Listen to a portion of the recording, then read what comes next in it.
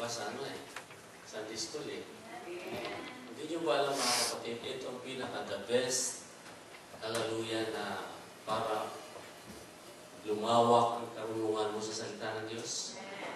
You know what? Iba ang preaching sa teaching, mga kapatid. Amen? Sa preaching, dinadala kayo sa presensya ng Diyos. But, in teaching, mga kapatid, hallelujah, doon tayo, mga kapatid, yung ini-educate, mga kapatid, praise God, para maintindihan natin talaga kung ano ang Biblia. At doon natin malalaman, mga kapatid, na kahit sa anong situation ng buhay natin, meron tayong nalalapitan o meron tayong masasabi, mga kapatid, na pundasyon sa ating pananampalataya. Kaya, huwag tayong maginawang kapatid ng Sunday School. I-share natin sa iba yan, mga kapatid. No? Yan ang buhay natin, mga kapatid. Praise God sa panahon ito.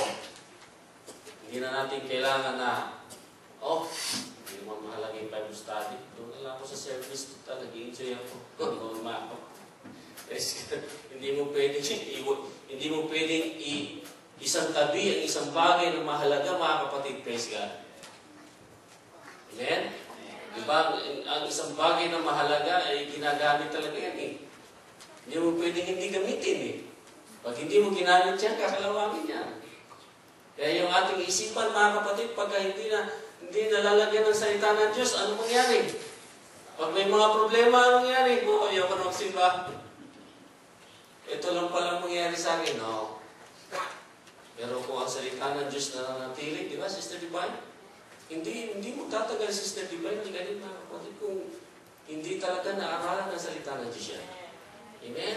Ibig sabihin, kahit anong situation, kahit anong bagyo, ating mga kapatid, praise God, sino ba yung bagyo na yan? Ang sabi ng Panginoon sa bagyo, ano sabi ng Panginoon sa bagyo? Yung mga, yung mga apostolis, mga kapatid, nanginginig na, natatakot na. Ang hindi nila naisip, mga kapatid, nandun si Jesus. Dahil sa kakulangan ng pananampalataya, dahil sa kakulangan ng salita, mga kapatid, praise God, at minsan hindi pa nakikinig.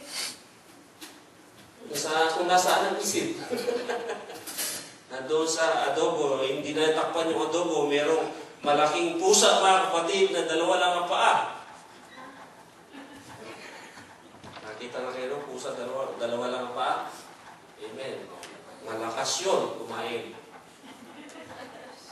Schedule na naiisip, pero mga kapatid, hayaan natin namnamin, mga kapatid, praise God, ang presensya ng Diyos, ang salita ng Diyos, mga kapatid, every time we are here, mga kapatid, hayaan natin na yung malasog tayo, mga kapatid, praise God, sa Espiritu ng Diyos.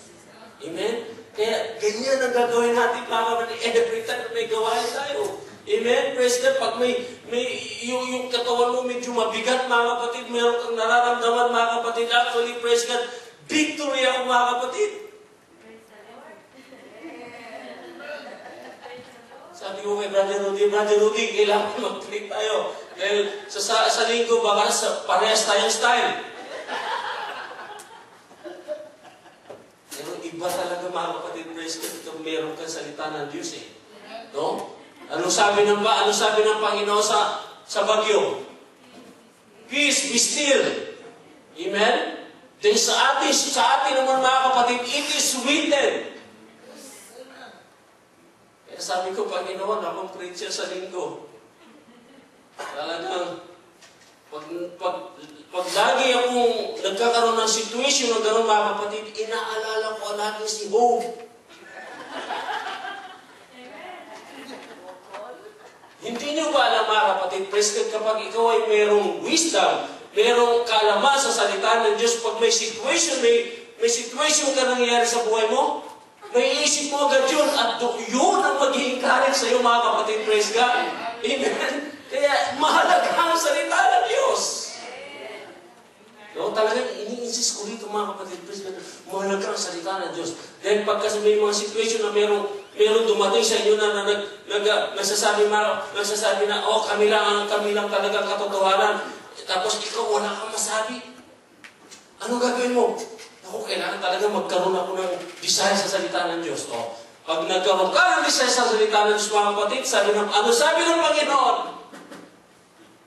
Ako ang magsasalita, hindi ikaw. Gagamitin lang kita. Amen ba kayo dyan? Amen. Praise God. Hallelujah. Tayo lahat tayo tumayo, mga kapatid. No? Praise God. Binigyan lang kayo, mga kapatid. Desire, mga kapatid. Praise God.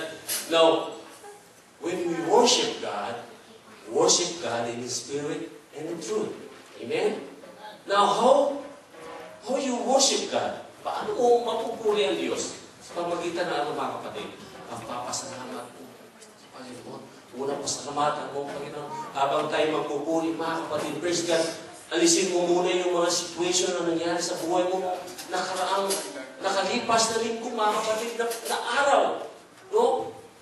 Huwag mong ibigay, mga kapatid, sa kaaway ang mga basura sa isip mo, mga kapatid, para hindi mo mabigyan ng pagpupuri ang Diyos.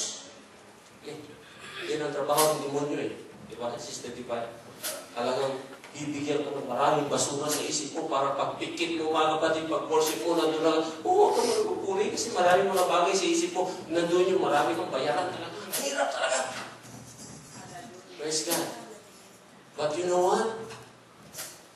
Pag nandito ka sa iglesia ng Diyos, safe ka. Kukubira ng Panginoon niyang mind mo at sasabihin ng Banal na Espiritu, hayaan mo akong kumilos sa buhay mo. Then, I'll show you, sasabihin niya ipapakita ko sa iyo ang miraculous. Ipapakita ko sa iyo ang blessing. Basta purihin mo lamang ako. Yun ang sikreto, mga kapatid. Amen? Praise God. Tayo lahat ay magpuli sa ating Panginoon. Come on, let's worship God. Hallelujah! Hallelujah! Praise God! Praise God! Sa lutungan natin ng Diyos ng pagpupuli, mga kapatid. Amen! Praise God! Hallelujah! Come on! Clap your hands! Hallelujah! Shout! Amen! Praise God! Hallelujah! Let's bow our heads. Hallelujah! Close our eyes. Hallelujah! Ipinit po natin ating mga mata. Hallelujah! Hallelujah! Hayaan po natin ang presensya ng Panginoon ay madama natin sa hapon ito. Amen. Praise God. From His Spirit. Hallelujah. Makakakuha po tayo ng kalakasan. Hallelujah. Hallelujah. Isipin po natin Panginoon sa oras nito. Hallelujah. Kausapin natin siya sa hapon ito. Panginoon, fill me up with Jesus